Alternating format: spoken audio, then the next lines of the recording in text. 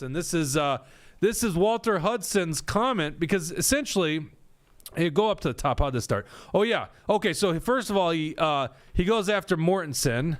Oh no, he goes after me. House Republicans cut a deal with obstructionist Democrats. Why do I get the feeling this was not a good deal? He writes, because your default response to any Republican victory is to reframe it as some kind of loss. I don't know. Sounds like I've praised Donald Trump on a lot of his victories lately. Yeah, this is a victory for Brad Tabke. Explain how this is a victory for the GOP to give up on election integrity and to seat a Democrat who should not be seated. Right.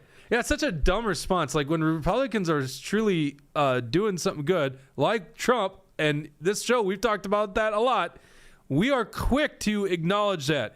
You're just used to it, Walter, because you guys never deliver victories. Clearly. Actually, I take that back. We did talk about how good January 14th was for you guys. You guys did a good job that day. And I really praised Tuesday Walter, but this is Wednesday Walter Hudson.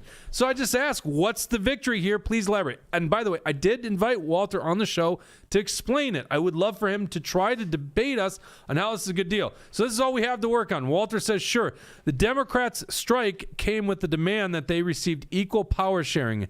After 3 weeks, and by the way, I don't think they ever did. I think they set a power sharing agreement, but it wasn't going to be equal. They knew.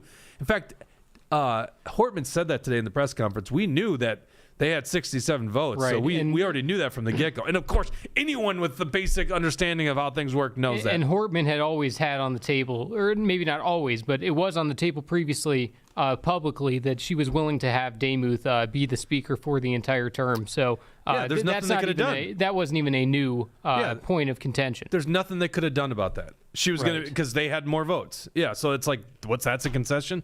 After 3 weeks of having their every move backfire, they have relented to a permanent Republican speaker and other concessions which ensure the trifecta is well and truly broken. Hortman, which will not be able to run the House via collusion with the Senate and Walz, which was her obvious intended goal with the stunt. I don't understand how that's different from what happened on election night. Mm-hmm. The trifecta was killed 67 to 67. And their intended goal was to get Brad Tabke seated. Correct. Which they did. They did. So he goes, they effectively got nothing aside from the ability to return with plausible grace. Bullshit. Except for Brad Tabke. Except for Brad Tabke. I thought that's what this whole thing was about. By the way, once again, Dawson, go back to the 8-2. This is Wednesday, Walter. I like Tuesday, Walter Hudson, who said that the Democrats can't negotiate terms and conditions. Here we go. This is Tuesday, Walter. Part of those negotiation discussions, what I will say is I'm not sure what there is to negotiate. Again, you applied for a job, you got it, you're supposed to show up.